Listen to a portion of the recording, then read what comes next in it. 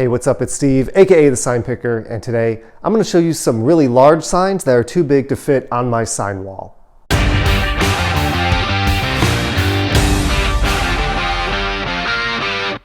For those of you who follow my videos, you know that I have the sign wall here in my sign shop, and I built a sign wall in order to be able to display all of the different signs in my collection. And I wanted to have something that was not too permanent. I didn't want to mount signs right into my wall. I wanted something that I could easily change out. So I built essentially what are long picture shelves that will hold all of the signs, as you can see here.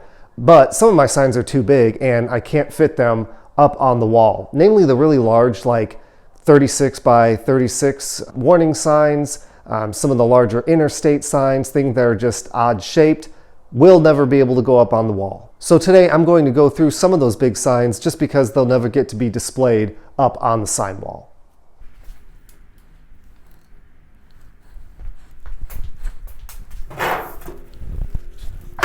Here's one that I picked up recently. It's a freeway entrance sign. I purchased this online in one of the Facebook sign collector groups from somebody who lives out in California. And the reason I really like this sign is because it's not something that we have here in Indiana. Like I said, it came from California. I know they're doing these signs in West Virginia now, but I always associate them with California because that's the only place prior to West Virginia that I've ever seen these signs. So these signs are posted right off of the interstate to mark the entrance of the interstate. So it's green, it's really big. Shipping from California to Indiana was not an issue because the shipping cost was included with the sign. I got this thing for 40 bucks. So to me, that was a pretty good deal.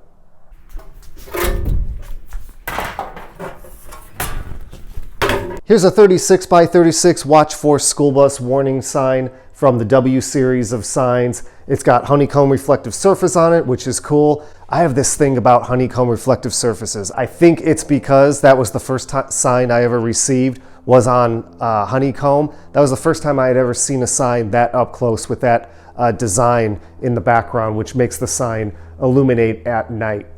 This one came from northern Indiana, around the Indiana Dunes area. And I think it's really neat because this sign is message-based, it's text-based, and now the sign has been updated in a couple of ways. Number one, it is on the more fluorescent yellow-green background instead of the yellow, and the message legend has been replaced with a symbol of a school bus with the lights flashing red. So you really don't see this text-based version of this sign anymore. It's not that big of a sign. Like I said, it's 36 by 36, 3 feet by 3 feet. But when you stand it on end, it's taller. And so that won't fit on the wall. Really love this sign. I think it was a cool add to my collection.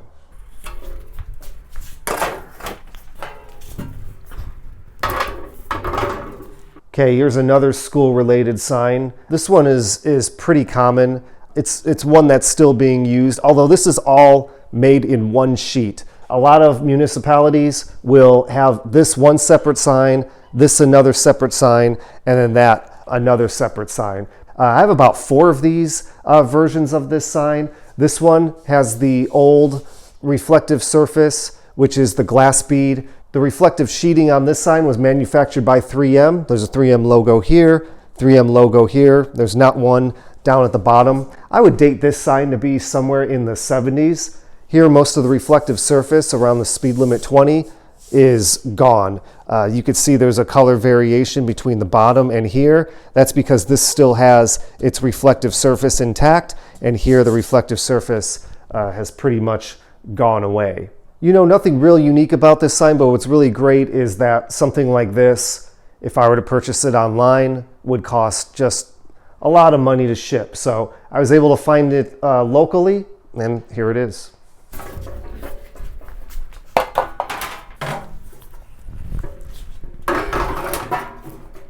Not to choose favorites, but this one is one of my favorite signs because I am an alum of Ball State University. I had the opportunity to get this from the street department when they were taking all of these down. They must have just done a clean sweep throughout the city. I would anticipate this sign was from the 60s, and they took them all down at once. So I was able to get a few of these signs. One of them is hanging in my basement inside, and then this guy is just here with my collection. This sign isn't from on campus, it was off campus, and it was used as a guide sign to direct people toward campus. It was double post mounted, and then there would have been an arrow down at the bottom. When I first started attending Ball State down in Muncie, these were still posted up. It's always neat as a collector to know where a sign was originally posted in the wild, and now it becomes part of your own collection. The green's a little faded, which is cool. They use a font that's not Highway Gothic, but it's still really neat. All of the letters are really cool because everything's weathered here. It was the glass bead reflective surface, but you know, some of that has been chipping off. It's cracking, it's peeling. Looks like there was just something hit it here. Just a really, really cool piece. Nice wide guide sign. And of course, just being an alum of Ball State University makes that sign a little more special.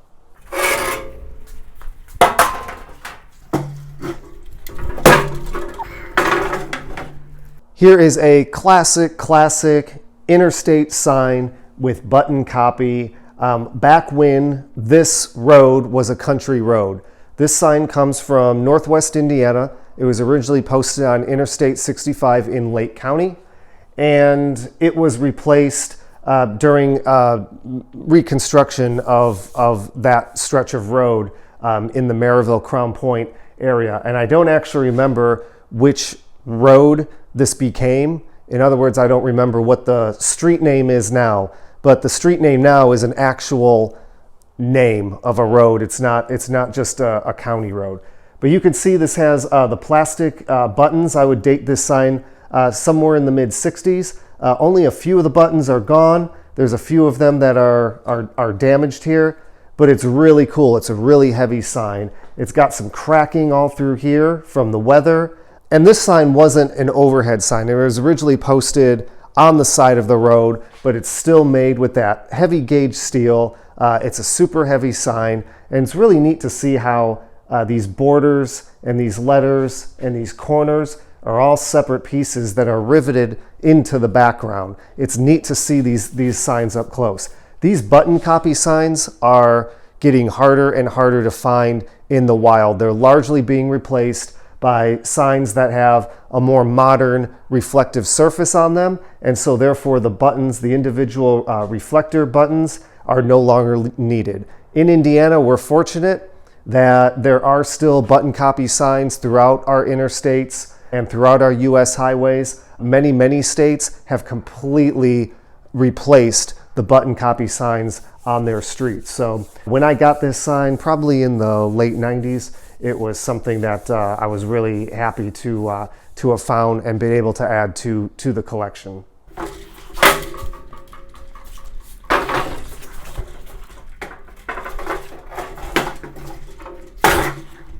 Flip the sign around here and you'll see that it's got a braced back. This is essentially a two-panel sign, so one here and one here, and they're bolted together, 1, 2, 3, 4, 5 bolts to hold those two panels together. So that's how these signs are made. They're large panels just stacked one on top of another. This one here is actually, it's about 5 feet. So it's one of the smaller ones. The ones that are above the highway are just massive. There's no way I'd ever even be able to have any of those in my collection.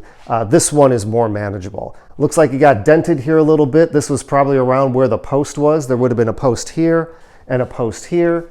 Again, 2 panels, but then they also have these really neat end cap pieces. Here's one of those end cap pieces. This one actually goes on this corner of the sign. It's really neat because it's painted the same green color as the sign. This one's a little damaged, so that's why it popped off, but I still have it and I need to repair it and get it back on there. But I love how all the details there, that they just made it so the corners are rounded, so the green extends all the way around. I just don't feel like sometimes, especially here in Indiana, you just don't see that attention to detail anymore.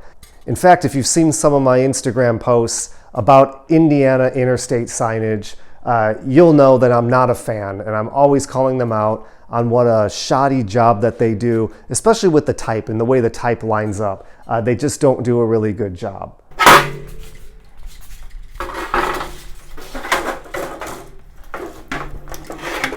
But here you can see that the typography is exactly centered with the sign. You can see that this line here in the center where the two panels come together, that's the exact center of the sign, goes exactly through the middle of the letters, the middle of the capital letters, right through the C, right through the R, and right through the S. You'll also see that there's an equidistant amount of space above the top of the letter here and the bottom, the baseline of the letter. Same amount of space here. There's also an equidistant amount of space here as there is over here, and all of the letters are evenly spaced. The kerning looks really good here, here, and there's an equal amount of space here as there is here. That's attention to detail. Unfortunately, that's not the same detail we see, especially here in Indiana, with the newer signs that are being produced.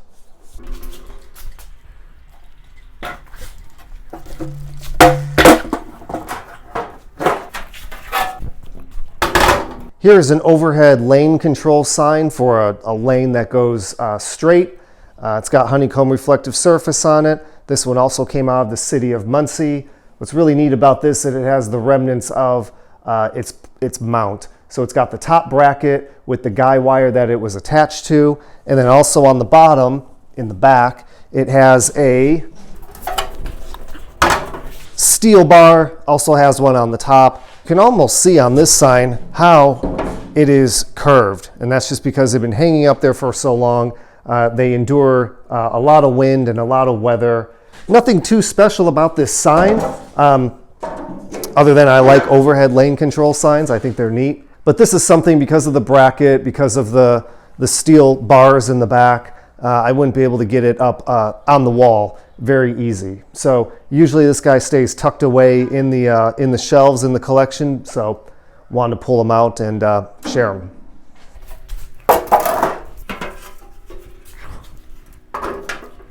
And finally, here is a crossbuck, and that is known as a St. Andrews crossbuck. So a St. Andrews crossbuck, you can see that the angle of the crossbuck is a little bit different than the modern crossbucks that you see at railroad crossings. The modern crossbucks are configured at exactly 90-degree angles, and this is not a 90-degree angle. And the panels are really, really long. These are 5 or 6 feet panels. Really heavy sign. It has the steel reinforcements here. Just when you get those really long signs, they're more prone to be damaged by the wind. These braces help so that the sign doesn't get damaged by wind.